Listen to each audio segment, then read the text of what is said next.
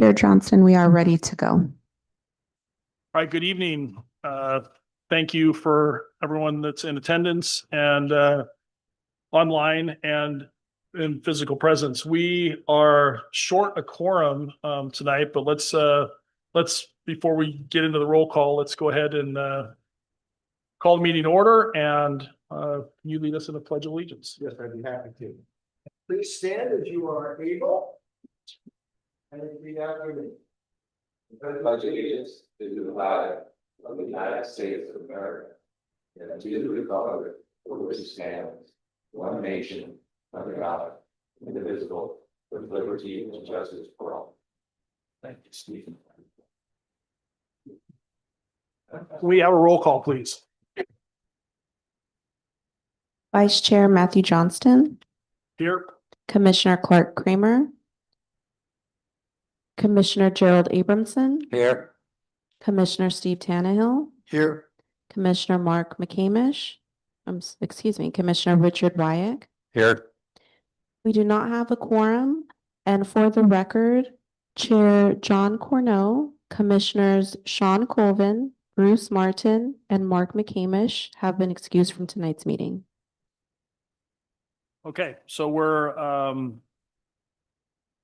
without a quorum presently, but we'll work through several agenda items. There's a potential member that may be here a little later. Are there any changes to the agenda or is the agenda as presented? Chair, we do have several items. First is we did receive a public comment on item 6F, which has been shared with Aviation Advisory Commission members and is available online for those at home. We also have a typo correction for item 6E on pages 5 and 32. Instead of referencing Camarillo Airport Authority, it should have been Aviation Advisory Commission on pages 5 and 32. So other than that, we would just go through informational items at this point until the fifth quorum member arrives. All right, it looks like there's plenty to keep us busy on that. So why don't we start by the approval of minutes from our September 10th meeting? That requires a quorum. Oh, that's true. Forgot to put a check mark next to that one. All right, so we'll get back to that hopefully later in the meeting. Public comment period. Can you please advise on that? And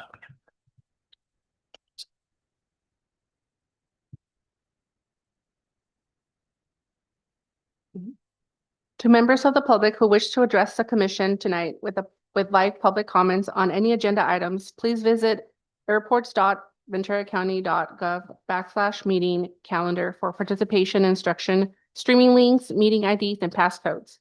In-person speakers will be called upon first, followed by remote participants. Speakers will be called to speak after the agenda item is presented. For in-person public comment, please fill out a speaker card and submit it to the secretary before the end of the public comment period.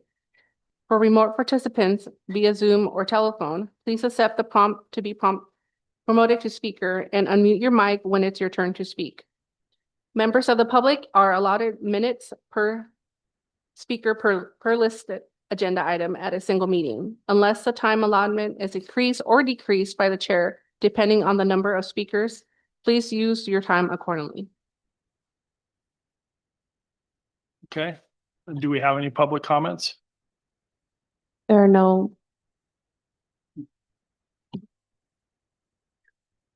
public comments online at this time, but it looks like we might have one in person. Okay.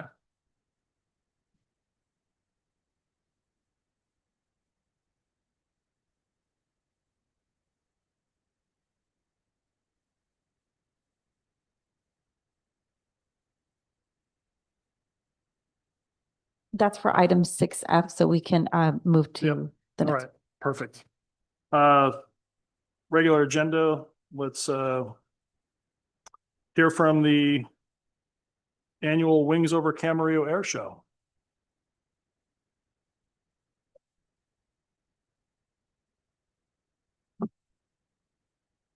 Well, good evening, Commission and members of the public. My name is Bob Trimborn. I'm the operations or the director of the air show. So this is going to be like a recap of what happened during the event. So I'm going to kind of go through these slides. Some of it's like an ice chart, but it's basically designed to inform you and the public of the magnitude of the event and what it takes to put on this event. And Mr. Thomas is with me today. He's our air boss for the air show.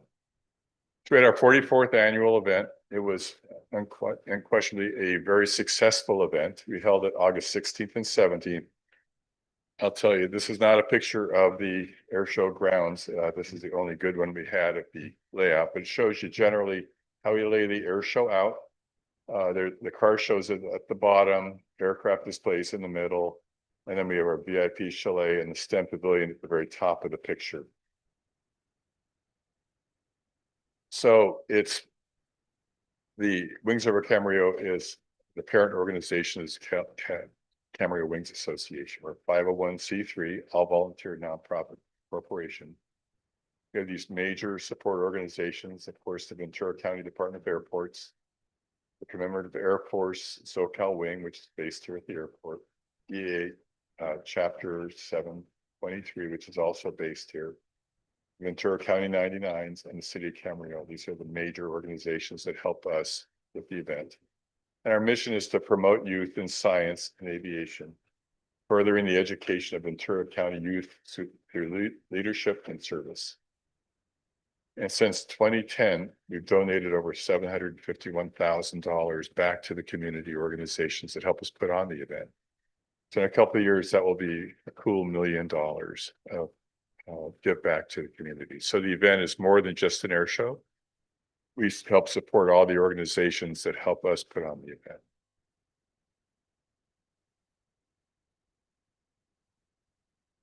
So here's our goals. So our main goals are to preserve our aviation history, remember our veterans, inspire youth to explore aviation, showcase unique piloting skills, share our aviation passion, educate the community on the value and services at Camarillo Airport, provide a display and recreational venue for our military sponsors and vendors. So this year we honored the community responders to the mountain fire. And this is a list of all of our grand marshals, and they represent most of the organizations, the local organizations that helped respond to the event, the major fire that happened here in the county. We wanted to honor more than just the guys that were actually putting out the fire, but the organizations that helped support that also. And that's why there's so many grand marshals. And there's pictures here of them at the event. If I could inject, with the people who put the fires out are the point of the spear.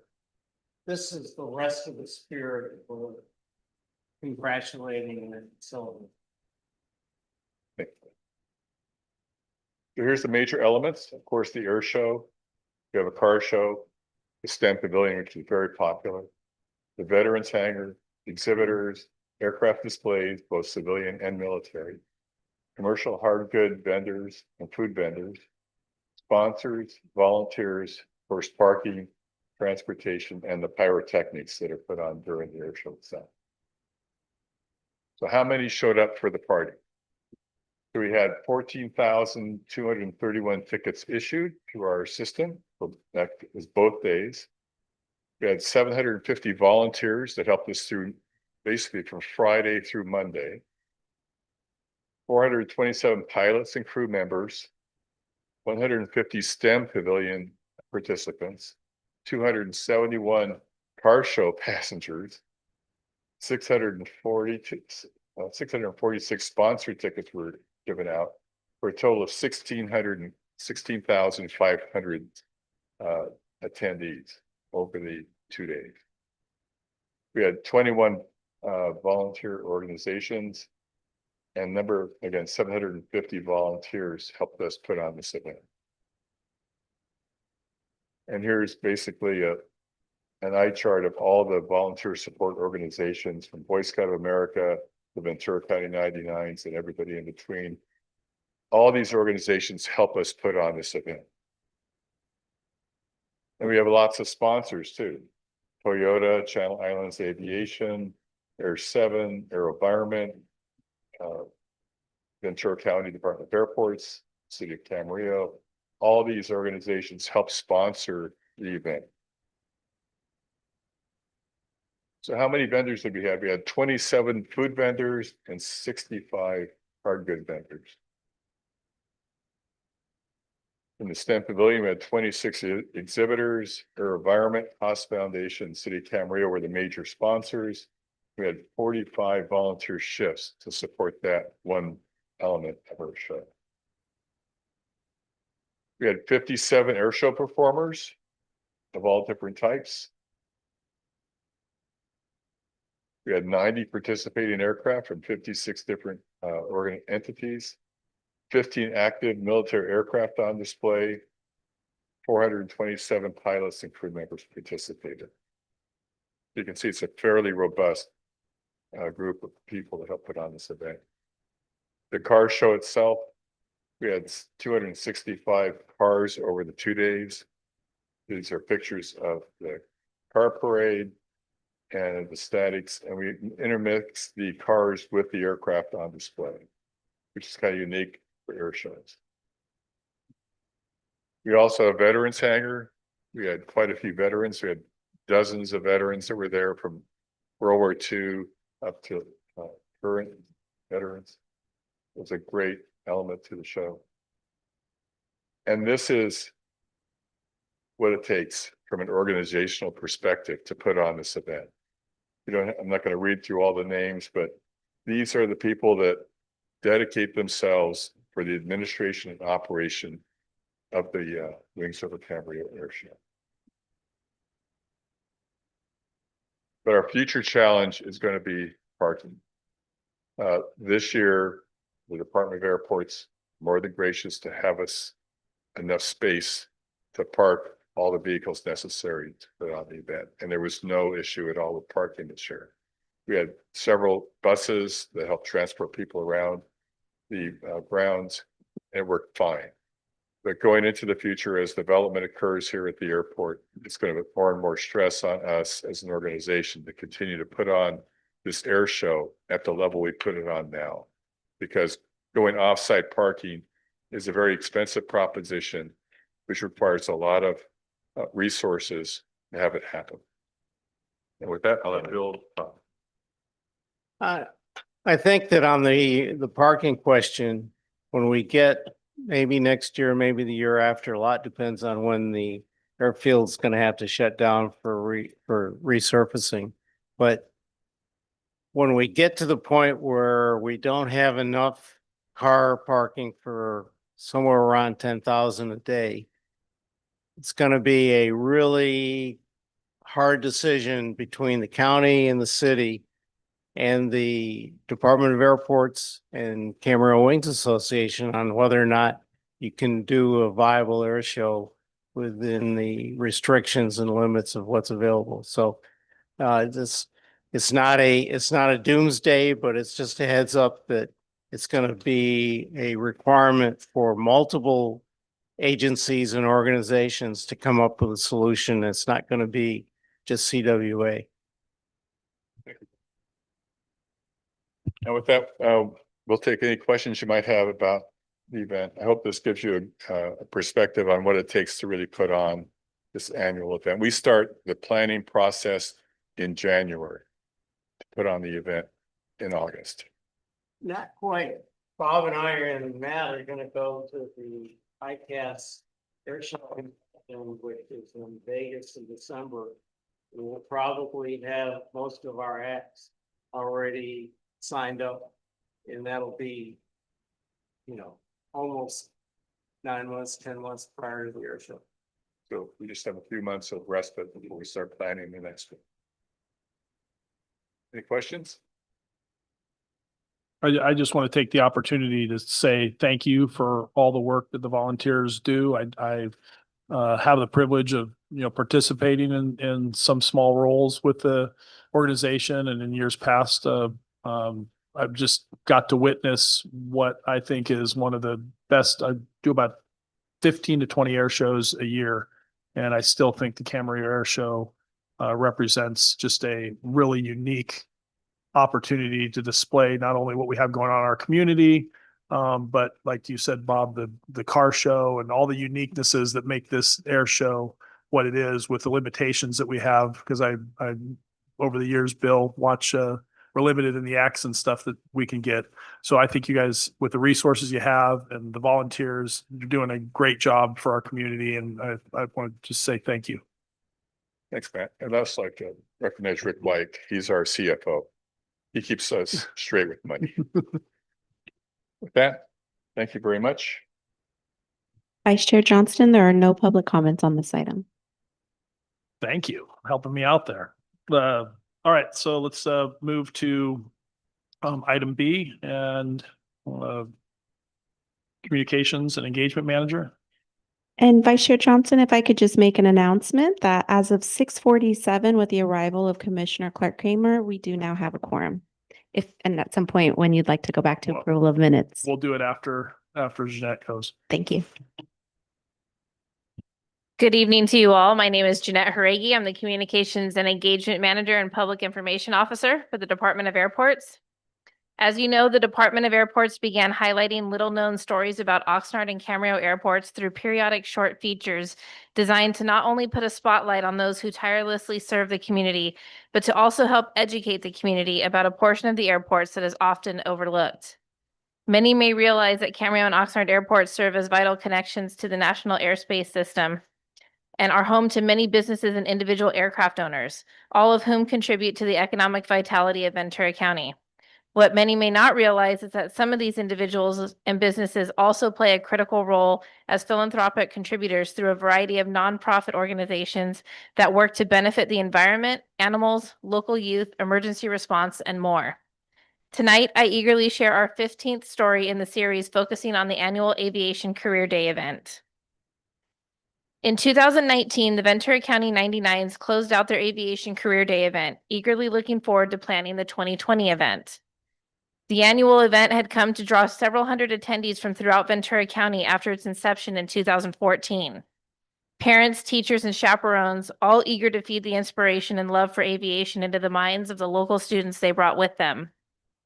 Then March of 2020 came and everything changed because of the COVID-19 pandemic. No one knew at the time that the next Aviation Career Day would be put on hold until 2024. 5 years was a long time. When planning began for the 2024 event, no one from the 99s or their partnering event sponsors knew what to expect. The hope was for enough interest to at least mostly fill the west hangar of the Commemorative Air Force Museum. About 400 people, primarily middle and high school students, attended the 2024 event, and it was an overall success with a good amount of positive feedback. The event was officially back up and running. When planning began for 2025, the hope was to draw in at least 500 students and add a few more aviation-focused exhibitor tables. By late September, only a couple weeks before the event, there were 1,300 people registered. On the day of the event, more than 1,000 attended, with approximately 900 of those being middle and high school students from throughout Ventura County, including Fillmore, Santa Paula, Moore Park, Simi Valley, Camarillo, Ventura, and Thousand Oaks. The goal hadn't only been met, it had been doubled. There were more than 20 aviation-focused exhibitor tables and activities offered to guests, with planes and drones on display on the ramp just outside of the event location at the Commemorative Air Force Museum. Students had direct access to the Ventura County Aviation Unit, STEM resources, including a hands-on drone cage offered through FathomWorks, a Make Garbage Fly contest, the Department of Fish and Wildlife, local fixed-base operators, nonprofits including the 99s and Experimental Aircraft Association, and aviation-focused education programs offered through CSU Channel Islands and California Aeronautical University. We were worried about what we were offering because several of our government partners had to back out because of the shutdown, said Barbara Filkins, coordinator of this year's Aviation Career Day.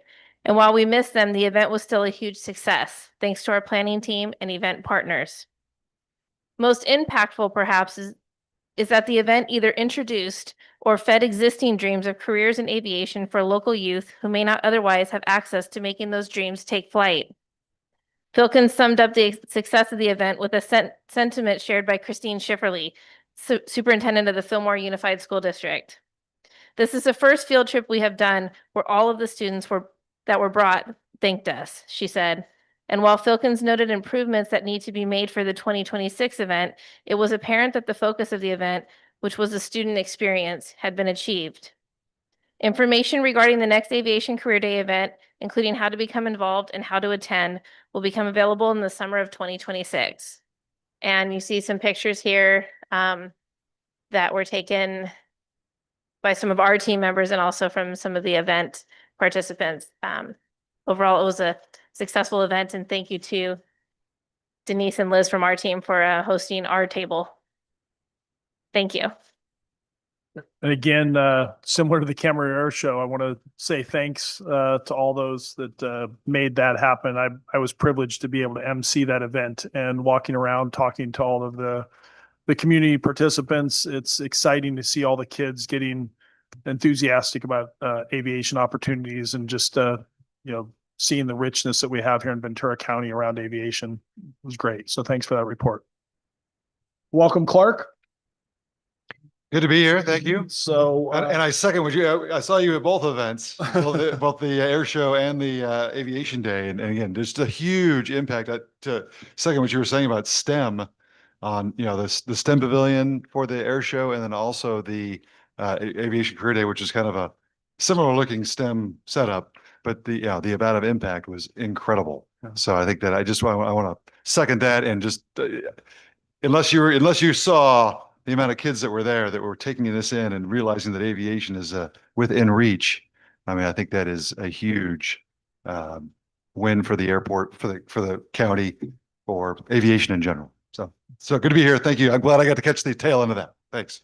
Well, now that you're here, we can actually move to some voting items. So let's back up in the agenda a little bit and do the, if we could get the review and approval of the minutes of the September 10th meeting. And if I may, just for the record, there was no public comments on 6B. They updated the roll call. She announced that. So I make motion, accept the minutes. okay, we have a motion, I'll second. a second. All right. Kramer. Thank you. Any discussion? All right. And roll call, I guess, on that.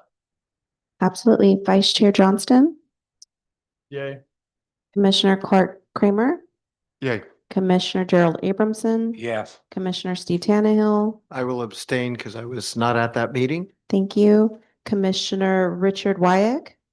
Approve. That motion passes unanimously 4-0 with one abstention by Commissioner Steve Tannehill. All right, thank you. So let's move to item C. And who do we have reporting on that?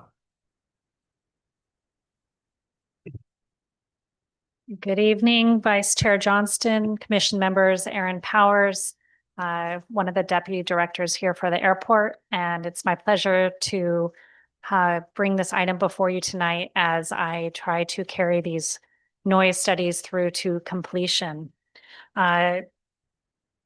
After an increase in noise concerns, the airport pursued a federal grant to fund a noise compatibility study with the FAA.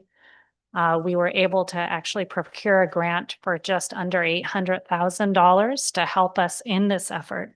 And the purpose of the study was to help us evaluate the noise generated by Oxnard Airport and to help us look at potential options and opportunities to mitigate the noise generated there. We kicked off the study in October of 2022, and we are just a little over 3 years later wrapping this up. The first half of the study was focused on the noise exposure maps, and this was really developing those noise contours, And then the second half of the study moved to the compatibility measures, which is really focused on how the airport can address the noise concerns. Throughout the study, we've had extensive public outreach opportunities, including a planning advisory committee that was made up of various stakeholders from the aviation communities, cities. We also held 4 public meetings, and each of those public meetings was followed by a public comment period where we were able to evaluate whether the study materials needed to be updated. And now, 3 years later, the document is ready to be finalized. We are bringing this study before your Aviation Commission to request your recommendation that the Board of Supervisors approve the study. And I'm sorry, could you put up the recommendations for everyone to see, along with authorizing the Director of Airports to be able to make minor modification to the study documents once it's submitted to the FAA if they request changes.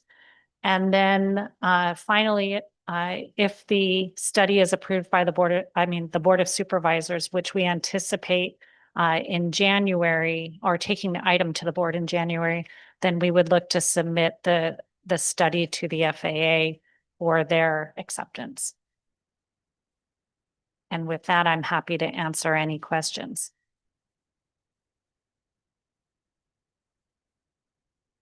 I do have a quick question. Please. And only the semantics in the term of minor, right? I mean, it seems like that can be, that's an interesting thing. I mean, sometimes it's like, if it's something specifically the FAA needs to have changed in order to comply. But it's just an interesting word of what would constitute a major change, if we're stuck on the minor side, right? So that's my only question of what does that mean? Where does that line exist on what would be recommended that we are able to approve? So I would say that first off, the first half of the study, the noise exposure maps, the forecasting element was already approved by the FAA, and the FAA also accepted the noise exposure maps themselves. So for the first half of the study, we wouldn't anticipate any changes at this point. The second half of the study, the noise compatibility plan, I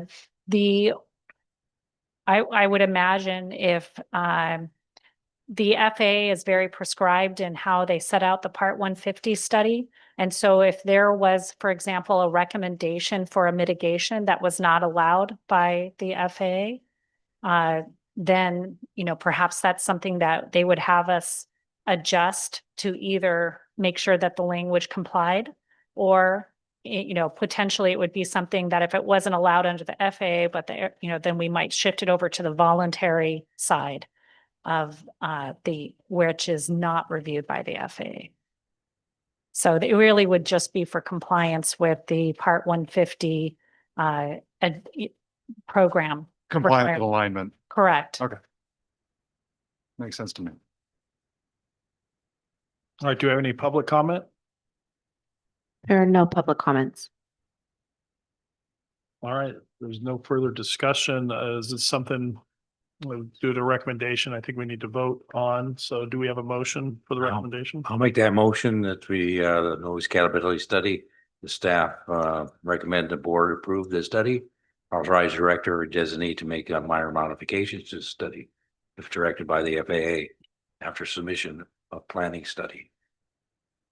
And I'll second the motion. Okay. Any further discussion? All those, let's have a roll call. Vice Chair Johnston, Approve. Commissioner Kramer, Yes.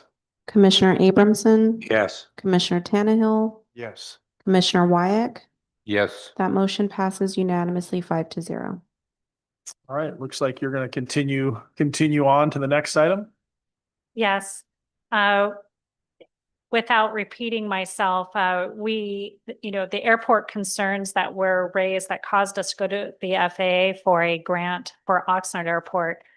We also requested a grant for a Part 150 noise study for Camarillo Airport, because we were, even though the concerns for the noise were different, we were hearing concerns from both communities. And so we did pursue a grant for Camarillo Airport to study the noise issues. And so we ran the programs or the noise studies in parallel. And we are at the same point with the Camarillo study that we are at with the Oxnard study, which is bringing it first before your commission, then the authority, and then the Board of Supervisors, and finally, hopefully on to the FAA for acceptance. And so I'm happy to answer any questions that you may have for Camarillo's study, should you have any. Okay. Is there any public comment? No public comment. Any questions or comment from the advisory? All right, let's, is there a motion for that recommendation?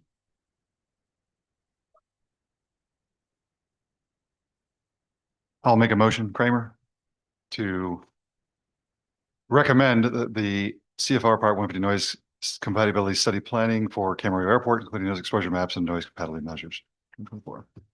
I'll second that motion. Okay, roll call. We have Commissioner Johnson. Yes. We have Commissioner Kramer. Yes. We have Commissioner Abramson. Yes. And Commissioner Canho. Yes. And Commissioner Wyatt. Yes. Okay, so that motion passes unanimously 5-0. Okay, next item. Item E.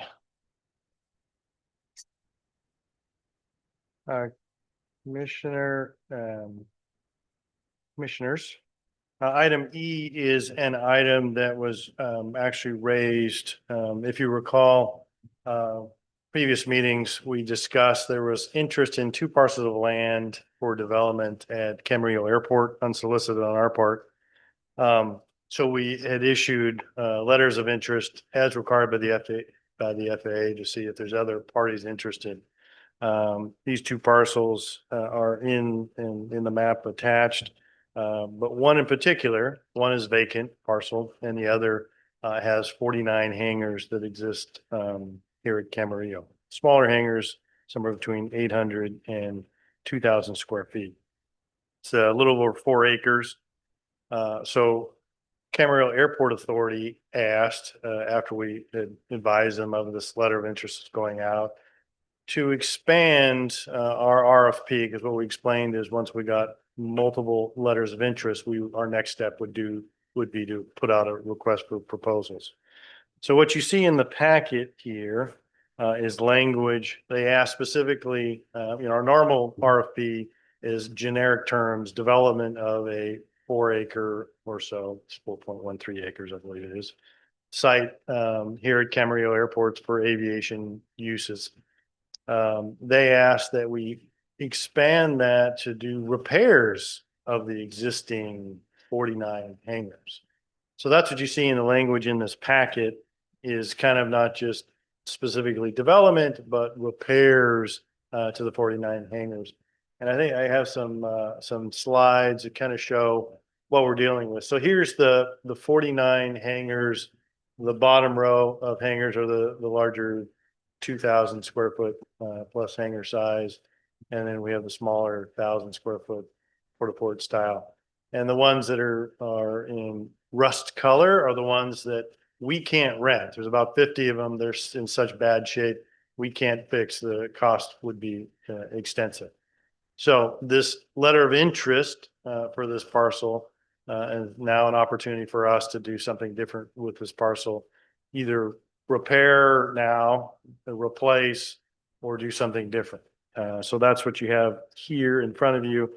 And we're just looking for any input or ideas through discussion, if there is any, for the commissioners, ideas of what you'd like to see us include in this RFP goes out.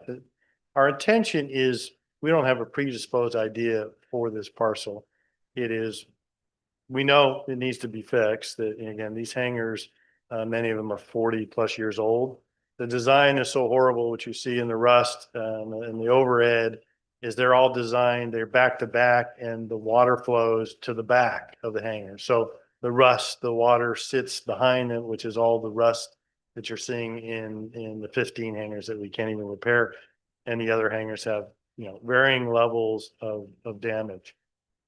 Putting in perspective, we do repairs on a regular basis, but 6 Oxnard hangars, a little bit larger, but we spent on average 43,000 per hangar. For 6 hangars, we spent $208,000 for those repairs. You magnify that times 49 hangars, and if you just average that out, we'd be talking $1.6 million just to do those repairs, knowing that additional damage is because of the poor design and they're 40 years old, we'd be stuck with. So, but we're open to all ideas, and that's what our RFP would do is try to garner all those ideas and concepts, and then we'd put together a panel, rank the ideas and the proposals and go from there. Key concerns have been shared with our stakeholders, obviously. New development, what's the new development going to be? We've got neighbors around the airport that are concerned about noise. So what the development looks like, size of aircraft, those kinds of things are concerns. But also the 49 well, there's not 49, there's 34-ish tenants that are in those hangars that are concerned. They have a camaraderie, they like where they are. Obviously, the price that we rent 40-year-old hangars probably won't be the same, won't be the same as new replacement hangars would be. Those are all concerns that tenants have. But again, we're faced with a situation of growing hangars that we can't rent because they're in such poor shape. So the timing of that unsolicited interest in development was timely for us. So it's appropriate for us to consider, is a requirement of us by the FAA that we look at things like that. So that's where we are. And before you is the language we have proposed. Looking for any ideas or input that you might have. Available for questions, comments? Did I notice in the perspective here that the hangars that would be maybe repaired or built or something could be moved to some other location? Given the age and the damage of those hangars, it is unlikely we could move those hangars. And again, there's a lifespan of those kinds of hangars, and usually you just build new at that point somewhere else. And it had And that is one of the things I'd mentioned is if a proposal comes in to not build like in those facilities, we would force that developer or some other interested developer to replace those somewhere on the airport if it wasn't in that location of existing hangars. And I have one more question that was had somebody ask me of the EAA hangar there. It opens up towards that area there, and I was told that there's a thing in their lease that says they have to have public exposure for the EAA, and they put a report into the for the airport every 3 months or something like that, showing what they did as far as public exposure. Would that still be in their lease, or are you gonna take that out of their lease, or? No, that wouldn't change. And those are the kinds of things we would negotiate in, it's a space over on that area. If we needed to accommodate something for the EA, those are all things we would put in that. That's something they're looking at as a space, because as you know, they have the Young Eagles thing. A lot of people show up, not much space there. If they start bringing in all the jets and park them there, so that's what their thing was to me was. They were just wondering about that, so I bring it to you. Yes. So I had a question, but you may have answered that. It seemed like you were mandating that they repair the hangars, and maybe I misunderstood that. Just to finish the thought, would it make sense to say we'd like them repaired, but just not tie someone's hands coming in? Or have you already anticipated? Yeah, for clarity we don't have a preference. That's the key is we want all proposals so we can evaluate them, whether it's new development, repairing, replacing as is. We're open to all ideas because in the end, we want to evaluate those. So we do not have a preference, and we don't want to focus somebody in any one particular direction. And this is coming back to us from the September meeting, just because the authority recommended that we include some repair elements to They to will the be, RFP. they will be discussing it tomorrow night. And so obviously, again, consistency, we brought it here to the AAC as well for input and thoughts. I have two questions. Location 1 is next to Air 7, correct? I'm kind of looking at the map here because I'm new Yeah. and not familiar. Yes. Yes. And so you're talking about the 15 hangars unoccupied is that group right there? Correct. Okay. Yeah, and in location 2, that's an open ramp area. Right, that's It's what, tied right, down. yeah. Yeah.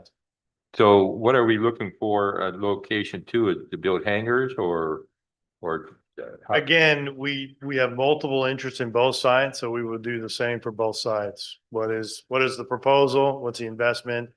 What's the stakeholder impact? How you're going to mitigate those? So all of those would be part of our ranking criteria. On location 2, Keith, the Orbic helicopters, am I not recalling, was Orbic making investments in their facility? Also right now? Orbic was the party interested in the start of the initial proposal. Got it. Okay. Yes. All right. Do we But there's have, been, there's been other people saying something about location 2 or some kind of Yes, there is multiple interest in both sides. both sides? And both sides. all right, do we have any modifications or further recommendations than what was presented? Because if not, I don't think anything to motion on or. Right. I just have a question, and I think I understand it in kind of the way that it was explained, but it sounds like the change in what we heard in September and then this RFP portion is kind of a direct result of some of the input we got, right? It was because we weren't looking into repairs, but now it's like, well, hey, let's take a look and see what's all possible. Yeah, it was twofold because of multiple interests. So if we didn't have anybody interested, we'd kind of just start there, negotiate, see what our opportunities are. Because there's multiple interests from the letter of as LOI that we issued. Now we start with an RFP. Okay, let's get serious. There's multiple folks. What are you proposing?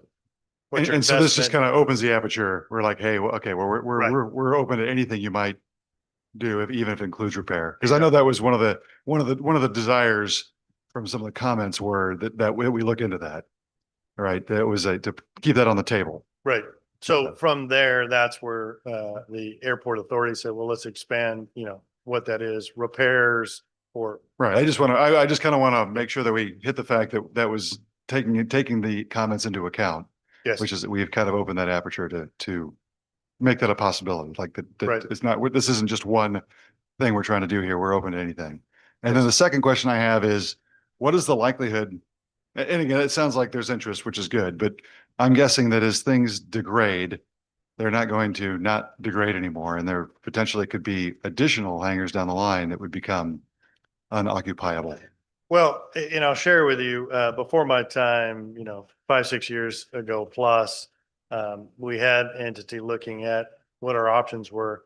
And it got so complex that the starting design was, because again, water intrusion is part of the problem, not only sheeting from the ramp, but also from the roofs because they feed to the back and they're all intertwined and they're locked, was to create a roof over the top of all of the hangars, which you can only imagine the costs associated, so it was this morphing of options that the costs were crazy. That kind of shut all that down. And so now we are where we are. We hadn't dealt with it. We had 15 hangars unoccupied. So we're now kind of, okay, let's look at our real options. And the airport tends to not do capital projects. We did a large hangar project a few years ago. I think lessons learned, we're not experts at those kinds of development. We rather have outside entities do those. They do it on a regular basis. They have the expertise. That's our capital. We prefer to spend on things like we've got a $80 million runway we're trying to refurb here at Camarillo. Those are kind of our priorities, our maintenance side. Makes sense. All right, thank you. Could you summarize again for me what the step 2 is after we put out the request for interest and what's the next step? So our next process is putting out an RFP soliciting ideas, concepts, proposals. So presuming we have multiple proposals, sometimes at that point, the investment and time to do that, we might only have one. That makes it kind of easy and we start discussions with that one. For the Then- RFP, is there going to be a statement? How does that work? Is that just kind of, what are your ideas? Are you giving some specific parameters? Yeah, I mean, we give basic parameters, here's the footprint, 4 acre, 4.13 acres. It has to be aviation uses, we don't want a hotel there, it's aviation uses. Here's the uses that are there, let's say for this parcel in particular. How are you going to accommodate those? What's your ideas for that? And then we usually include the ranking criteria. How does it impact our stakeholders? What's your capital investment? What's your turn? Some basic things that we're going to use as criteria to rank them. And then in that point, it's. So so in the initial step, there's no limitation of what the purpose could be, individual hangars for general aviation airplanes only, or this could be wide open then for. Yeah, the limitations are aviation aeronautical uses that are recognized, but that's the limitations. Now, do we say only small planes, only large planes, only electric? No, we don't go to those kind of details because we don't want to stifle ideas, quite frankly. We have our priorities of, our stakeholders. Those are the things we capture in the rankings. All right, are there any public comments on this agenda item? There's no public comments at this time. Okay. If there's no modifications or anything that we have to make to what's being proposed, I don't think we need to vote on this. So let's move on to the next subject, F. Item F. So the item as placed on the agenda was discuss effectiveness and efficiency of the Aviation Advisory Commission. This was put on from an item recommended several meetings ago. So I'm going to give some background and history. This question has been asked multiple times as I go through the history of all the commissions and authorities that we have in place. 3 bodies at this point: Aviation Advisory Commission, Camarillo Airport Authority, and Oxnard Airport Authority. I won't go through all of the history, but how we got here was, the county had one airport in the 1930s, and that was the Oxnard Airport. 1976, decommissioning of this Oxnard Air Force Base became Camarillo Airport. County then at that point had two airports. And for various concerns or local cities adjacent to the airport, started with Camarillo. Joint powers agreement was developed in 1976 when this airport opened, and that created the Camarillo Airport Authority. And a few years later, Oxnard, City of Oxnard said, hey, we'd like a airport authority as well. Oxnard Airport Authority, 1980 was created. So that's how you had these 3 entities. Then you kind of go into, their bylaws, how are they different? And in here, I just give a summary of that. But in all practical purposes, even though the verbiage is very different, and the Camarillo, the AAC, Aviation Advisory Commission, the purpose is much more detailed of things that this commission looks at, discusses. However, Camarillo Airport Authority and Oxnard Airport Authority have they see and discuss all the same things because it touches on operations and development, which is pretty much everything. So if you look at the agendas for the last 10 years, they basically mirror each other and all the same things are looked at the same opportunity. So it's at this point, it's, Wednesday nights is the AAC, Thursday nights are the 2 authorities. When folks have concerns, they usually attend both, and that's kind of in this report. You see the numbers are very similar. Some of them are higher for Camarillo and Oxnard Airport Authority. So they might lean towards that, although there's other special meetings, like when they do interviews for the public meeting, they have all those interviewees show up. So those skew the numbers a bit on their side. But basically, and I've seen from, the 4 years I've been here, same people that have a item they want to share with the AAC, do the same thing at the authority meetings. And then you get into the details, what are we spending? So, time wise, and it can be as high as, now remember, the authorities are not going away, and that mostly goes because there is a noise item that protects Camarillo Airport in particular, that if we ever got rid of an authority, Camarillo Airport Authority, we would lose that. So that's not going off the table. So those Camarillo and Oxnard Airport authorities are here to stay, right? So to prepare for those meetings, and there's time savings because we're preparing for one meeting.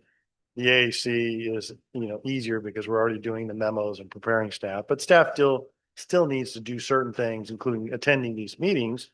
So it can be a high of 119 hours just to prepare for the airport authorities, and as high as 38 additional hours to prepare and attend the AAC. So that's kind of the comparison, all the way down to, and we did a comparison in 2025, as little as 58 hours for the preparing and attending the Camarillo and Oxnard Airport authorities, and 20 additional hours to attend and prepare for the AAC. So that's kind of just putting those perspectives. And then lastly, we did comparisons of departments in Ventura County, how many commissions or boards do they have, and local airports, same kind of thing. And for the most part, 80% of those, it's one, and we have 3. So it's a fair question that has been asked of that. And out of all this, you haven't asked for my opinion, but I'm going to give it to you anyways. It all comes down to the simple question is our time best suited doing these 2 meetings back to back, AAC and authority? Or could the time be spent better somewhere else? The example I use that's relative to our community members, I had this discussion with Jeanette, with one of our noise communities. What's the most effective thing she does? And right now in Camarillo, it's meeting with the corporate pilots about a nighttime curfew operations, how that impacts our neighbors. That's the most impactful thing she does when she's sitting down one-on-one with the corporate pilots based here at Camarillo. So those are things that, these meetings take away from her doing stuff like, I won't go through all of her staff, but that's an example. But the other is doing this for 30 plus years. And as Aaron had mentioned, the last 3 years with our Part 150 noise studies and even our airport layout plan update we did. The most impactful thing we did in our public meetings, in my opinion, was the one-on-one sit down with community, the Q&A at the end, where somebody asks a question and we're right there answering that question right then, right there. Because remember, these meetings, we have to set this agenda weeks in, Friday goes out, it's usually at least a week. It's set, which means if a community member comes up tonight and wants to talk about an item, they have their 2 or 3 minutes and they can talk, but none of us can respond to that because it's not on the agenda. It sits and waits for a month or however long until the next meeting. So is there a better way? And that's where I would recommend is maybe we look at, is there a better use of this committee? What does that form look like? And I won't say, but is it, and I've seen other entities, airports do, coffee with the airport staff once a month, once a quarter, whatever that is. Or somebody just comes in, I got a question about skydiving, about PFAS, about noise. And they can come in that night, meet, and maybe it's before the authority meeting, kind of the same time this meeting is. That's when it happens. They're right there, they can get an answer, and then we would could carry that over to the authority. Hey, here's a new issue that's happening in the community, and it was just shared with us last. Anyway, that's my 2 cents, and happy to answer questions, thoughts, concerns. I'd like to put my 2 cents in. Different agendas. The Airport Advisory Commission was here at first. It represents everybody in the county of Ventura. And we represent the supervisors, each supervisor from each district that were voted in. And then we live in their district. The the authority is it was for the city. That's why they wanted it. They wanted to have some say. Camarillo came in first, and then Oxnard went, oh, hey, they can do this. We want to do this too. So they have different agendas. I look at the mix of it. I can say probably everybody that's on the airport advisory commission knows about something about aviation. They go down to the airport, they talk to people. See, I have never seen any people. I have no idea what the public person on the authority does. They're voted in by who? The 4 people that are already there. Who are they? Who do they represent? So it gets down to representation. And when you start talking about money, and we're talking about we've maybe worked 6 months, we had 6 maybe things this year, if that, and you're talking what, $14,000. You asked me to vote for things for millions of dollars, and that doesn't seem to be a problem. But for a little bit of democracy where everybody gets to have their say and to be able to vote on what happens for each supervisor, and we represent the whole county, not just part of it. Because when you have 2 supervisors that are representing the county, they're not my supervisors. I didn't vote for them. So it's talk about democracy. It's being able to have the vote for everybody. And that's what it really comes down to. And I think that's commendable. I mean, the airport, I can see where Camarillo wanted to have a say in their airport because they have a city here. And the same thing, just like I said, Oxnard jumped on it because Camarillo did it. But the advisory commission was already there to represent the people, all the people in Ventura. And that's what I got to say. Thank you. Just to be clear, it's not the airport staff proposing the. Yeah, I know. discussion. It's just a telling statement. But I'd like to say that we represent the whole of Ventura County, not a city. Yeah, and I think I want to make a comment for us as we engage the public and ourselves up here. This is a discussion, right? Where we have not only a fiduciary responsibility, but the public's responsibility to take a look at all things that come in front of us. Nothing says that anything is conclusive by this discussion. So, let's be sure to, have a good discussion about it, because we want to improve for our community, right? We want to make things better the best we can and leave that imprint.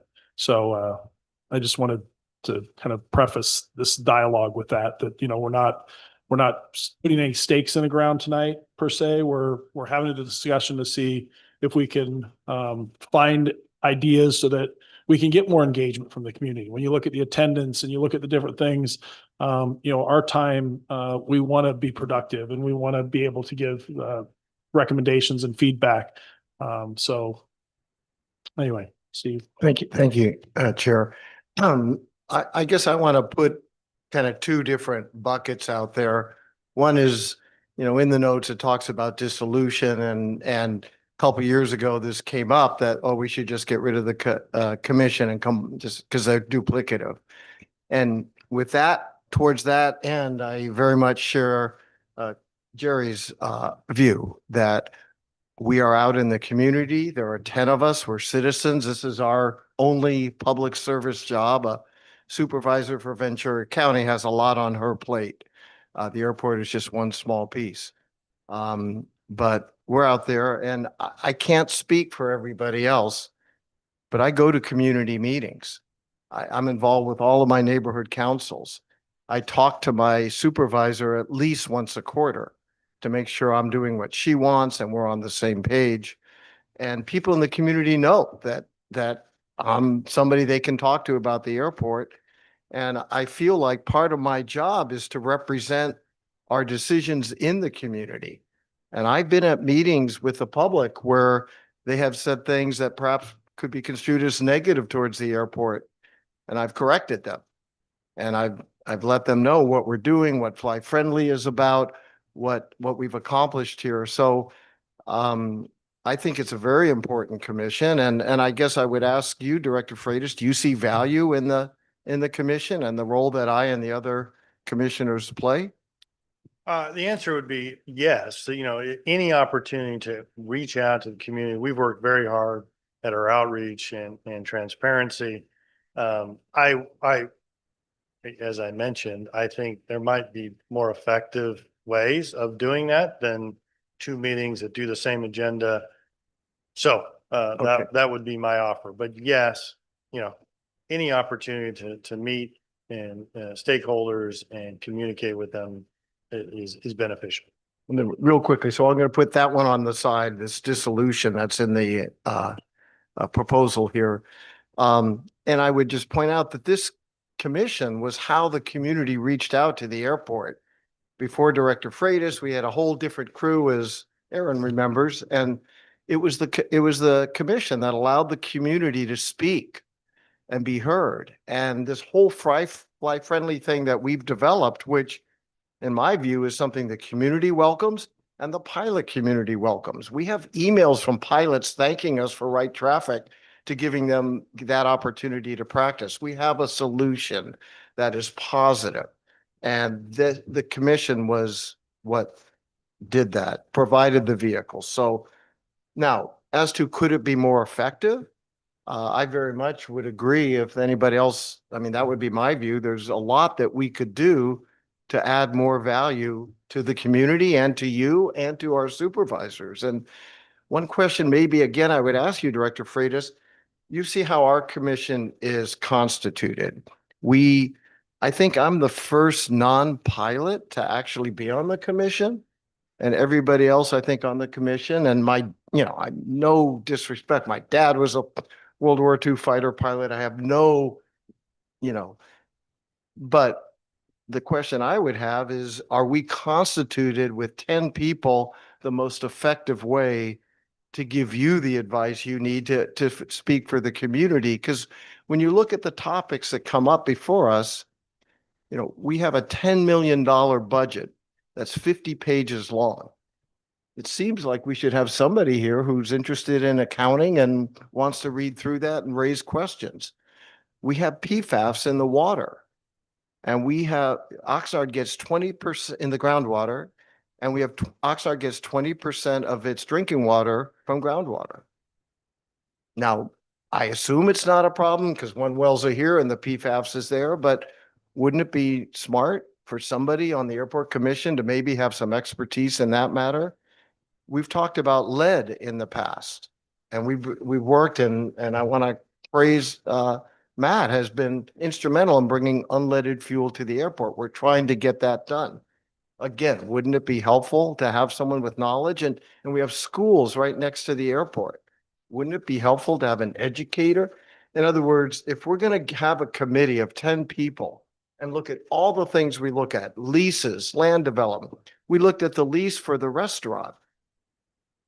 Wouldn't it be helpful to have a small business person who's looked at leases before and can give some thoughts on it? So I would ask you, is there something we could do? I mean, if you could wave your magic wand and constitute a committee, would you have it be as we are? Would you rather see other expertises on the board? Would that make a more effective committee and maybe more responsive to you, the county, and most importantly, the community? So I'd answer it this way: is this committee is very talented, very diverse as it exists right now. But could you cherry pick, expertise that you mentioned? Every bit would be great. But it's a very talented, diverse group as it stands right now. Very pleased. As you know, we've made huge progress, and I'd go on the record of where we are now.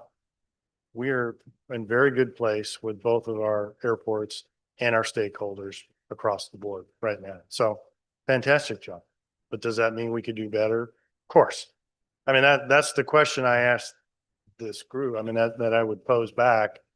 Not my call, because ultimately this commission will make a recommendation, and then it goes to your bosses, my bosses, and that's the board. They're the ones that ultimately developed, voted on this, the bylaws for this commission, and they're the ones that could make the change as recommended or not. And let's be clear too, that they're the ones that actually nominate people. So all of your concerns about who those people aren't really for Director Freitas. It's really for the supervisors, because that's truly, and again, and people have to accept. And then again, that is, having just recently gone through that as a relatively new commissioner, it is not a small amount of work to do a volunteer job for all of that. So it's interesting, point taken. However, I think that I think it's important for those that do care and are listening to all of this, that actually is up to each individual supervisor to nominate people that they think will be good for that, whether they're small business owners or pilots or teachers concerned about schools. Anyway, I think that's interesting that it isn't this body that chooses its own people. It's actually the supervisors that do that. And then and again, I think one of the interesting things for me, again, being relatively new on the board and, trying to understand our role in all of this, is that we have no teeth, right? We are, and again, and not that we don't have ears. We do. We have ears, but we have no teeth. And so it's just interesting in the sense of there's value added. But I think that maybe we do reconstitute on when do we meet and how do we do all of that? Because I think some of these are rather inefficient when there's no teeth, and also sometimes we have no real left or right of arc on even making a recommendation for things. But then there's times where there is, right, where really can, and we have a good pulse and all those things. So I think that maybe for me, the question becomes, well, what does that look like in the future? Do we meet quarterly? And looking at some of these other things on it, is that more value added? Or doing a dress rehearsal for the meetings for the actual board, is that value added that it gets, I look at this as kind of a dress rehearsal, right? Go through, we make recommendations, we talk about it, but really all the teeth comes the next night. So I just want to make that clear that we don't pick our own, the supervisors do, and that constitution of the members is really based on what they want to look like based on where they're at in the county, of which again, some of them have no airports, right? So that's my 2 cents. Yeah, I want to say that, I hear what's being talked about, but in the short time, the past several years that I've been involved here, I've seen more progress take place with the efforts, to your point, Keith, with Jeanette and being out there in the community and actually having those meetings one-on-one, really representing the communities that are interested in these topics and that can be affected by these topics. Whereas we're very restricted here, right? To your point with the agenda items and the open dialogue, we really can't have that open dialogue. And unfortunately, the dialogues that might start here, they're freely going kind of untamed in these communities. And I think they'd be better served with a format potentially that was less restrictive, that could get answers to questions or, bring resolution and do things maybe more effectively. Some of the proposals that you put here, and I thank you for doing the research and, when raised the question, I think if you don't ask the questions, you never make progress, right? So that's the goal here, is to try to make some progress. But, you've got leave the AAC in its current format, meaning 2 to 4 times a year, sunset the AAC as the Oxnard-Camarillo Airport authorities accomplish its goals, assist in creating ad hoc community association meetings 2 to 4 times a year, have the Department of Airports hold quarterly open house Q&A meetings. I think all of these have some merit, right? And I think that's what we need to kind of figure out. Do we just do things the way they've been and hope for differences in the future? Or do we take a look meaningfully at ways in which we can improve and be more impactful to the community than 33 people that, showed up all year to have interest, right? I think there's a lot of opportunity here.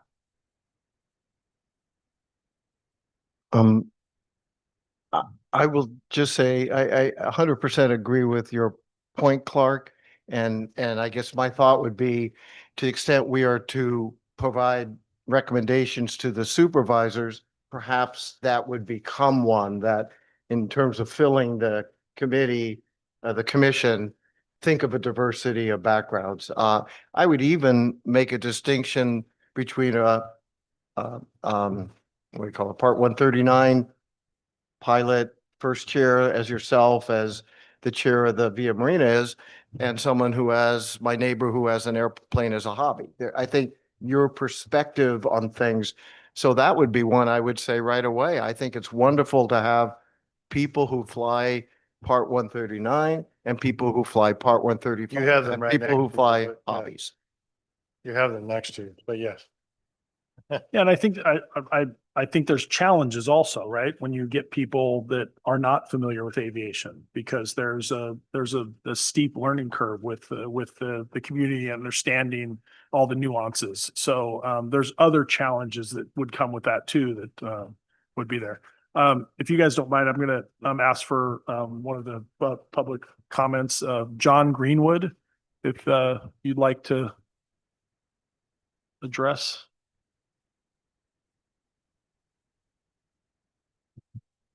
Yes, thank you, gentlemen. I'm with the SOS group or Save Our Skies Camarillo. And I'm just here listening to see what is going to happen. I think 4 or 5 years ago, if you had wanted to dissolve this commission, I would have been all in favor of it. I was very pleased to see that the roster had completely changed. And hopefully you will build a better relationship with the community than the previous administration did. I think Keith's ideas have a lot of merit. I think anytime you can bring the public and a governing body together in the same room without a bunch of formal rules where you can actually talk instead of present and listen would do a lot of good. I think communication between the airport and especially the community of Camarillo, who are the most vulnerable members for the negative effects that an airport can bring to a town. And I want our voice to be heard. And I think that would probably be a pretty good way to do it. I can perceive these meetings as if there's not much going on, maybe nobody will show up. If there's a lot going on at the airport, you might get a pretty full house. A lot of people want to know what's going on. That would be, we can't predict the future, but I know that, for 50 years, I grew up here. For half a century, I've coexisted with that airport and my community have. And there hasn't been any problem until the last 5 or 6 years when growth started getting exponentially growing. More and more jets coming in, more and more noise, more and more problems for my community, for the people that I know and love. And I think that it would be very beneficial if you could hear that, know that, and since you advise the county supervisors to be able to have that information, and you can also help inform the public about the parameters you guys have to work on. I had to learn, right now in the last 5 years, I've learned more about that airport than I ever wanted to know. And only because I had to get involved because of what was happening in my community. But anyway, I think this commission can do well. I think it can do well, and I think what Keith is offering that can be worked out is a really good idea. Thank you. I might ask you a question real quick. Do you feel that some of the community outreach that, because I agree with you, that the improvements that that communication and maybe previously has that helped to? Yes, I believe it has. The meetings, I think Jeanette's helped. I think the way the agendas are written, you almost have to either be a lawyer or an expert on the airport to read them sometimes, as far as going into the in-depth agendas, not just the first one you read, but yeah, I think in the overall, Keith has done a lot more to communicate with the community than previous administrations. And I would like to see it continue because like I said, my community is the most vulnerable and I think we should have a loud voice. All right. Thank you very much. Thank you. Tom Mick. Sorry, I can't pronounce your last name. Is it Mick? Mac Oh, in Alley. Mac in Alley. Say it all. Okay, got it. Good evening. I got some notes here, but I wanted to make sure that I hit on. But speaking off the cuff, I have just 3 minutes. I'll restart that for you. Well, that's okay. I'm not going to be long and drawn out. The points I'm going to cover here have been touched on, but I've been living here now almost 15 years, I live near OXR. And I represent the Channel Islands Neighborhood Council. I'm the chair of the group of communities that live around the harbor. And that would be Mandalay Bay is the largest. Then Seabridge, Westport, and Harbor Island condominiums. So up until the time that all of a sudden there was this row because there were so many people flying airplanes low and not following the rules that they already had over our home, turning left. And so what I think happened is we got involved. We had a forum. People listened and action. It took some time, but it happened. So thank you for having me here today. I've already told you where I'm from and what I'm representing. I think you should continue the committee. Change and improve, that's the human challenge, and it will never go away. So keep doing that. Positives. The right-hand turn, the fly friendly, the various routes that you laid out and clearly made for the pilots. So there's no gray area. And there's no buddy thing going on. At least not too much. At least not that I can tell. Compliments for getting the unleaded gas on the airport. I understand it's not selling real well because it costs more. So perhaps this committee can feed back to the authority and to the Board of Supervisors that let's start thinking about sunsetting leaded gasoline. 3 years, 5 years. Yeah, you guys know better than me, but I understand that the airplanes all now, oh, I'm running out of time. The airplanes all are able to do that. PFAS awareness. Big deal for us because we live in the harbor. There was PFAS in the foam that was used for fire. You could run off into the 5th Street drain. And guess where the 5th Street drain goes? My neighborhood.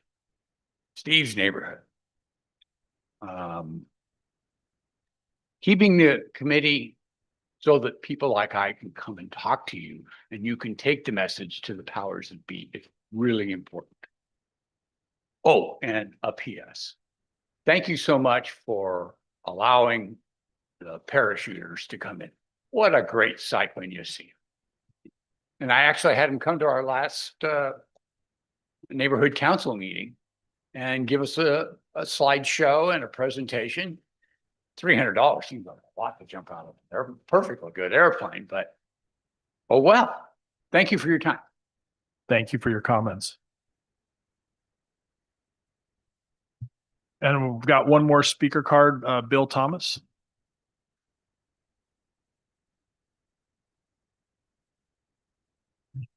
So I'm speaking from a different viewpoint than the other speakers. I was the public member for 20 years. I'm really sad you never met me. But I've been on the airport authority. My wife's been on the advisory commission. I have a pretty good feel for both. I think that now is a good time to maybe take a look at doing a different job than original. I agree with Keith. You don't need 3 agendas that are the same for every time you get together. Doesn't make sense. But the commission has a unique capability of being able to be in touch with your own community, with the 5 different supervisors, and direct contact with your supervisors, which I don't think you guys use nearly as much as you should. So if you combine those 2 things and maybe can come up with a format that you don't have to have the Brown Act where it confuses and ritualizes the agenda and you can't do anything as far as communications. I think you could really have a powerful influence on the airport, both to the airport and from the airport, because frankly, a single public member for each authority is not enough to be able to touch base with the community. And the other members of the authorities are politicos. So they have a political agenda and a political thing that they have to do. Yeah, they like the airport but if the supervisors never had to talk to Keith for 2 months, 3 months, 4 months, they'd be happy because that means everything's going well. But the advisory commission has the capability of doing a two-way communication that nobody else has. And I think that as much as I understand the pain, the advisory commission has a role in our environment that I don't think it's fully been able to take advantage of.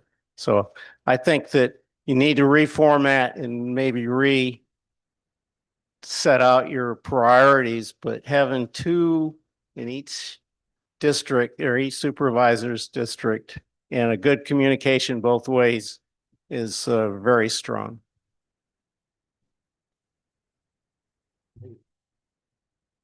All right. So, any Vice Chair Johnston. online? Yes, we do. Okay.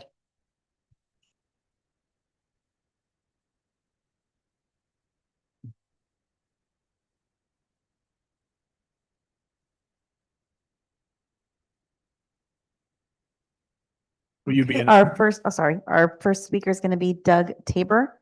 Mr. Tabor, you please unmute your mic, share your screen if you choose, and your 3 minutes will begin when you begin speaking. Yeah, thank you.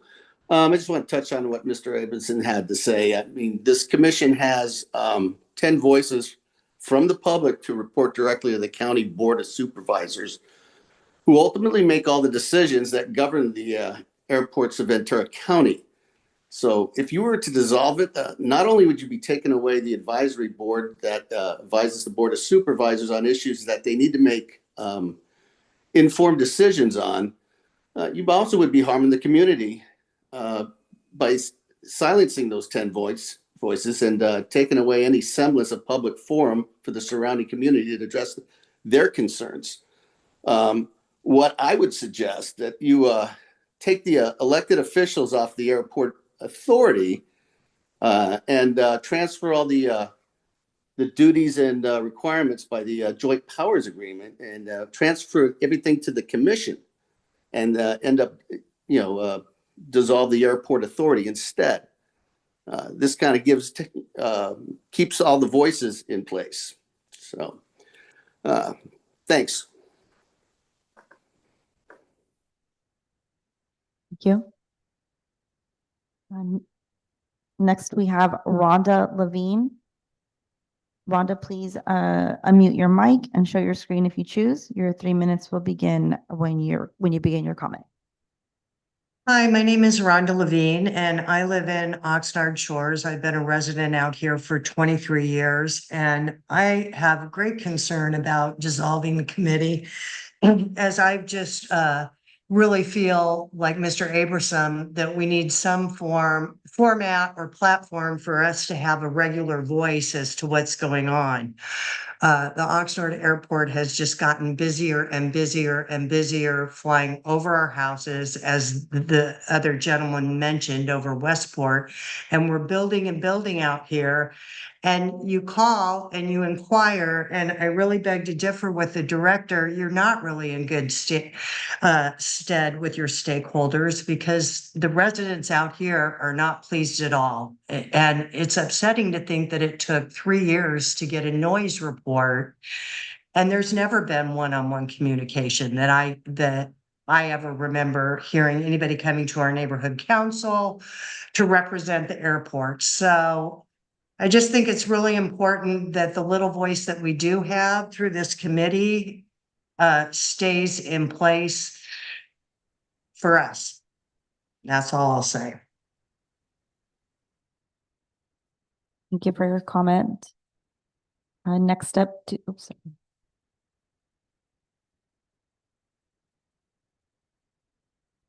Next to speak, we have Ben DiBenedetto.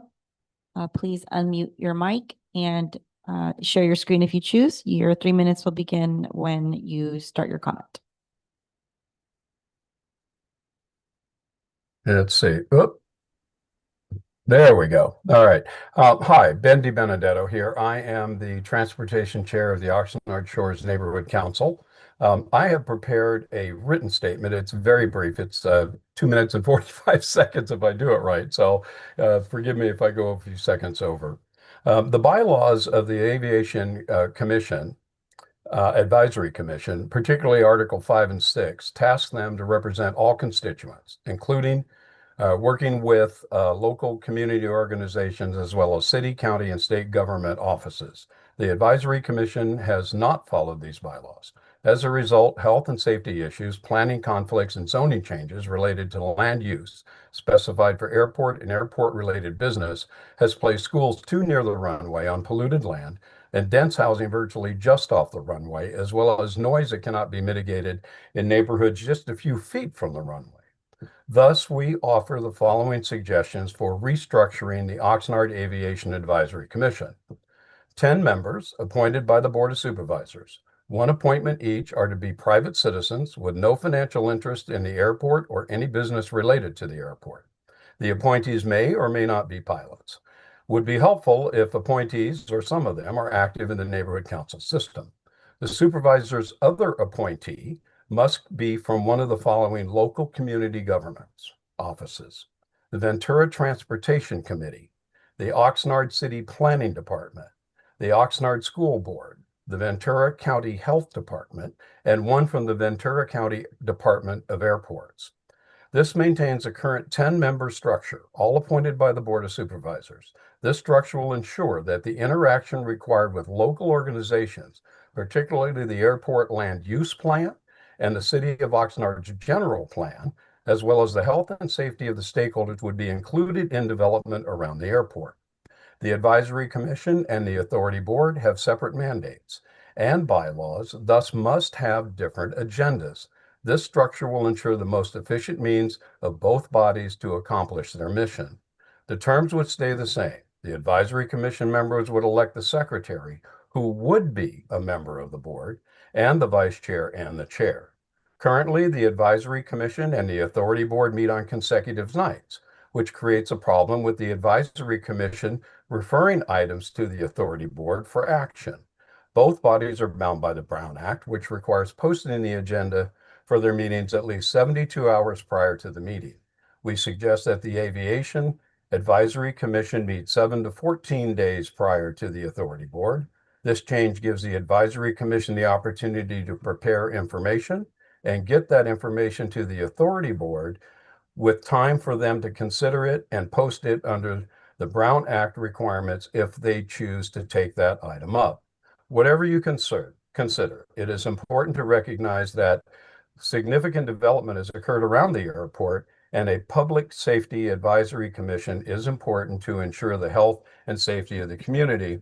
And one last quick note, the new 150 study and the last chapters 5, 6, and 7 actually points to utilizing the advisory commission as a possible means of coordination and communication of all of those offices that I mentioned in this report to ensure that the public interest is met. And thank you so much for the time, and I apologize for having to read the statement.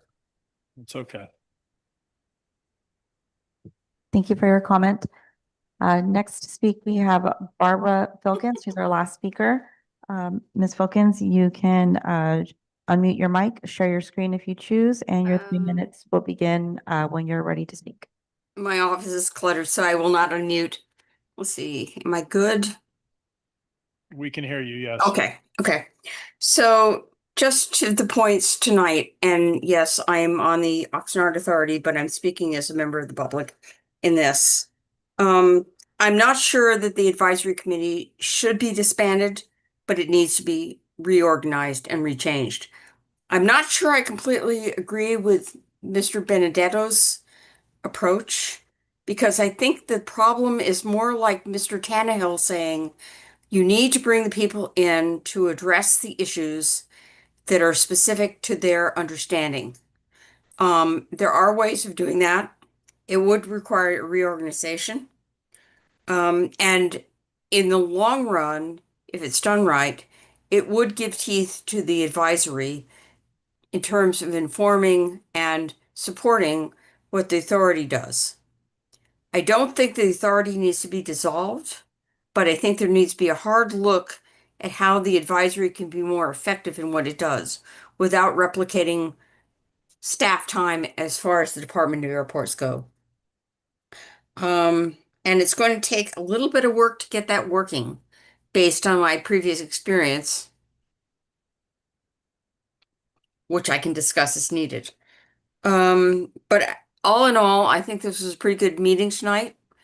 I would say that one of the things we need to look forward to is as we make changes, you make a change to fix a problem, it has ripple effects into other pieces.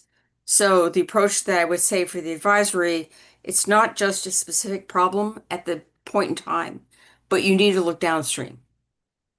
End of comment. Thank you.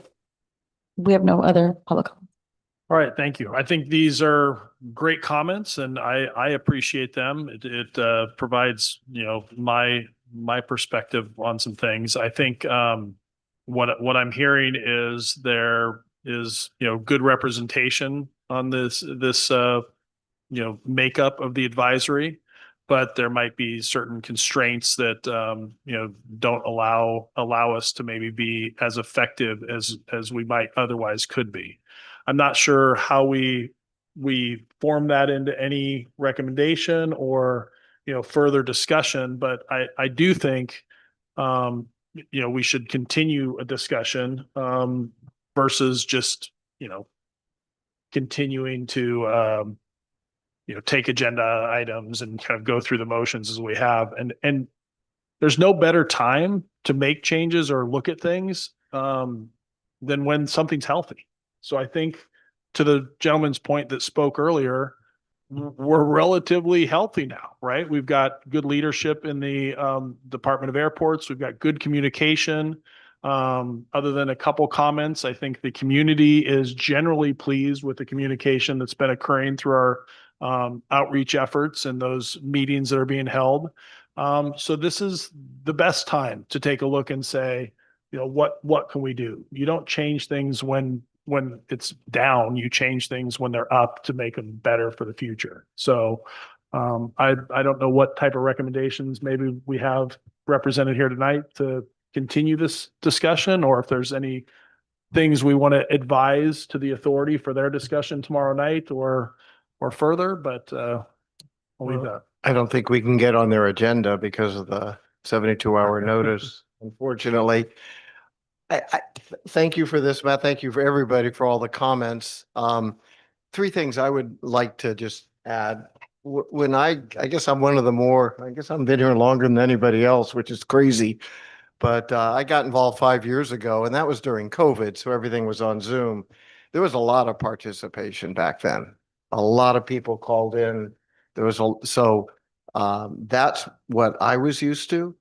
I will also mention when I was asked to be on this commission, and I don't know how this is going to land, but my previous experience was on a school board, and we met twice a month for 3 hours each meeting. And that was kind of what thought I was signing up for.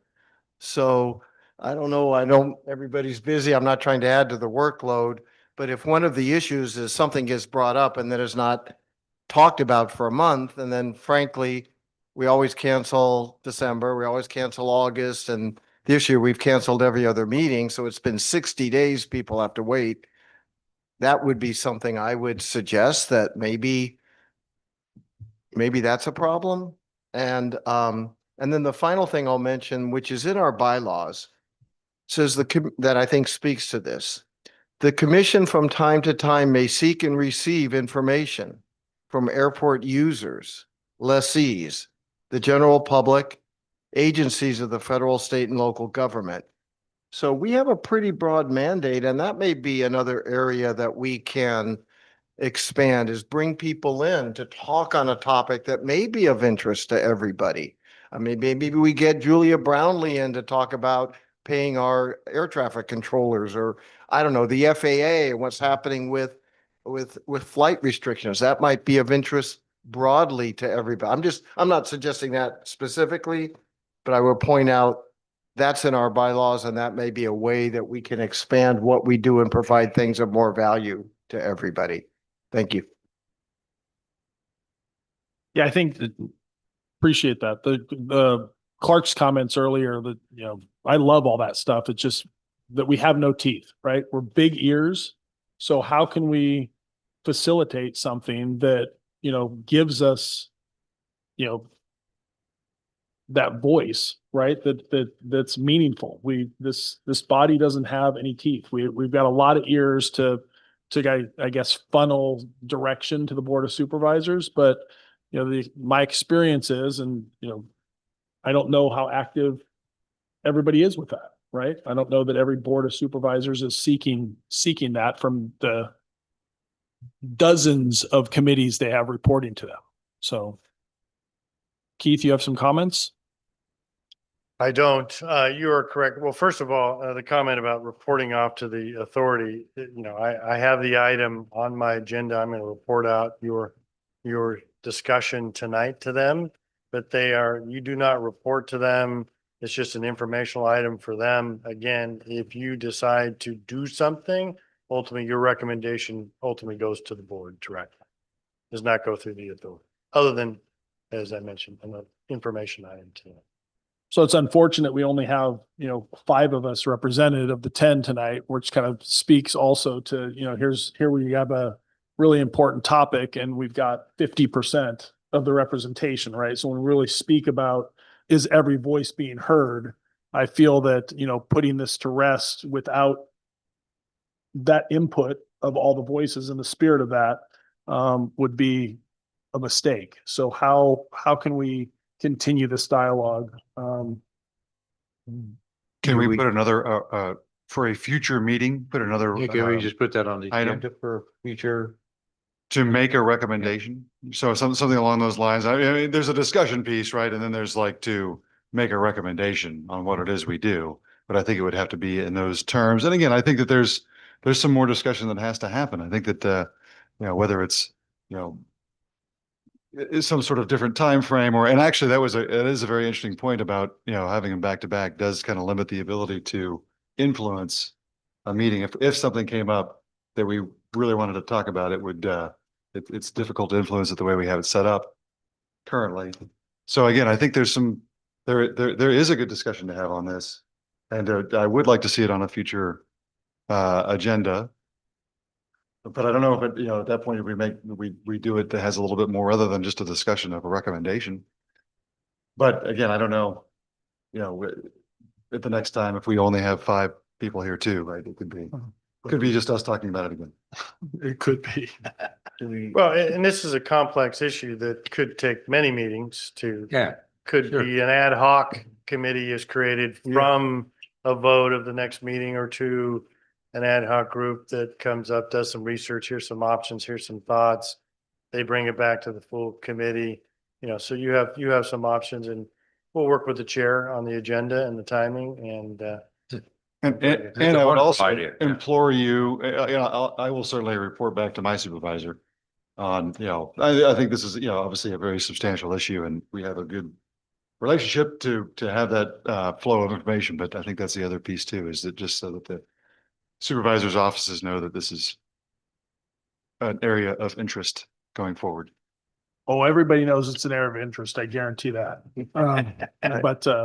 Well, I appreciate it. And I think open minds can lead us to a lot of positive outcomes. So I like the idea of an ad hoc committee or something that's maybe more productive in a forum that can allow, you know, again, some less restriction and more open dialogue with the various representations. Yeah. So, I mean, I would recommend that, you know, staff give consideration, working with the chair, that maybe we can form some ad hoc committee or something to maybe bring back to us some well thought through ideas right? Which may be nothing changes, right? So I think That's a- everything needs to be on the table. That sounds like the best idea to me because everybody can give their opinion of what should be changed or something, but you're not going to get an agreement with 10 people. Yeah, and some people are going to be, you know, oh, we don't want to do this, but so you have to get down to what can be done. Well, sitting here and discussing it here, you can't do it. It's not going to happen. People have to get together and look at things and discuss it between themselves to see what can be done. And I do want to add too, just as a point of privilege here, I appreciate all of the comments of people actually, you know, because again, sometimes you wonder when nobody comes to the meetings, right? If, you know, how effective it all is, because we do go through the motions. And so it's nice to actually have some interaction that there is value added in the community and that you did take the time and effort to come and talk about how you see, you know, this going, even if we change it slightly, but it's good to get the feedback from the community that it is good to have the group with ears, right, that can feed this up. So I wanted to thank everybody who took the time to make a comment. Well, I will say too, it feels a lot more reasonable than when I first got on this. I think a gentleman said earlier, I mean, lots has changed in these structures. And I don't want to say it was hostile, but there were definitely. Oh, it was hostile. There were definitely factions that I felt when I got on this. And I think there's much more of an open, good, healthy dialogue that's occurring now. So I think, I mean, Keith and I have done this together, but you know, I think it started out and there were factions, but people of good faith and goodwill got together and, you know, we don't want to shut down the airport. We don't want to fly our planes over your house 24/7. You know, and we got together and I think, you know, Matt, you were part of it and I think we should continue with that. And I would throw out the idea of a workshop, similar to what you do with the Part 150 where you're out, have it be a public workshop. We can kick it around. If you make it a meeting, then everybody could participate, or it could be an ad hoc committee, but take some time, vet some ideas. I appreciate everybody who's spoken tonight and people who have experience in the community have insights. Let's bring it all in and then, you know, we might have a list of here's what came out of that meeting. We don't have to necessarily all agree on everything, but these were consistent recommendations from everybody. And then it goes to, I guess, to the airport director and then to the board to decide. And again, to Clark's point, at the end of the day, it's our supervisors who appoint us. So if we feel there should be a mix or whatever, that's gotta flow back to the board to say, yes, we agree. And then we've got to find citizens who want to do the work. That's the other thing. So. All right, I'm going to move us along. I think we've done that enough. So I'm going to just ask that staff work with the chair to give consideration for how we can continue some of this dialogue or through some structures and maybe make some recommendations for us at the coming meetings. Because I agree it's going to take probably some time working through if there's anything here to do. Perfect. So thank you for that. And thank you for everyone's participation. Let's move on to the director's report. Very quickly, I'll run through a few items. Hart Aerospace, you've heard us talk a few times. We actually have a video. So this was the electric engine firm from Sweden that relocated to the area and needed a test space. So we provided that out on the ramp at Oxnard Airport. And the noise you hear actually is the generator running the engine.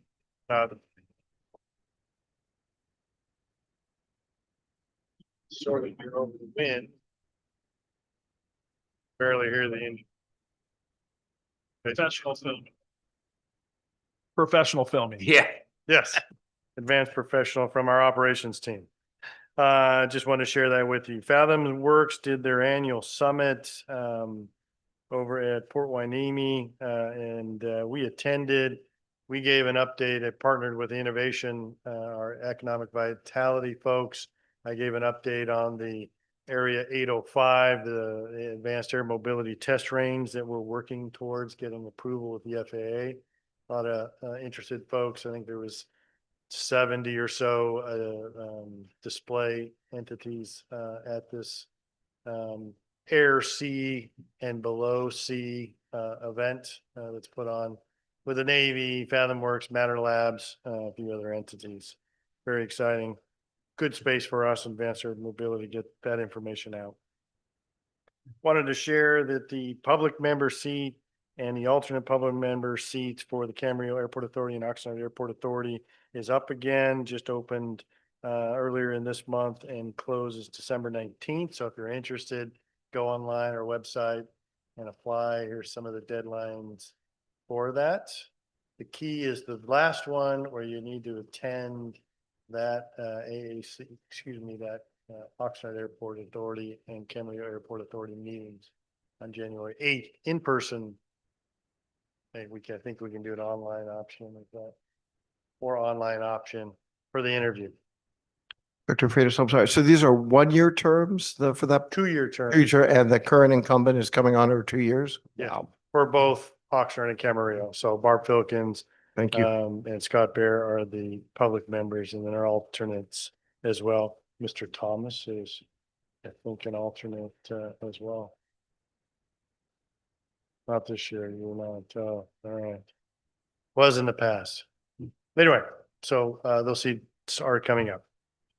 And the last item you may have noticed driving in on Las Posas, the former Cloud9 facility on the corner now is new owner Sky Harbor has a new sign up on their new building, the large hangar there off Las Posas, large hangars. That's all I have. Surprised that somebody bought Sun Air. That's correct. Yes. I just noticed that. I just saw that written up. Hadn't seen anything on it before. Yes. Similar business, new owners. The current owners wanted to retire. I agree with them. Fair enough. Yes. All right. So any questions? Happy? Other than that, I'm done. Okay. And then other items, we have reports that we had to review, and correspondence. Anything else from the public online? No, not at this time. Okay. Any commissioner comments? I'm very pleased our air traffic controllers are going to get paid. It is terrible that they had to work without getting paid. They're doing a great job. If you've been in the sky, it's been there's lots of thanking. It kind of changed the culture a little bit. I got stuck in traveling last weekend. I'm getting on a plane this Saturday to go back to Indianapolis. So I got my fingers crossed that them getting paid is gonna get more flights going. All right. Any more comments? All right. Do we have a motion to adjourn? I like to make a motion to adjourn. Second. All right. Adjourned. Have a good night.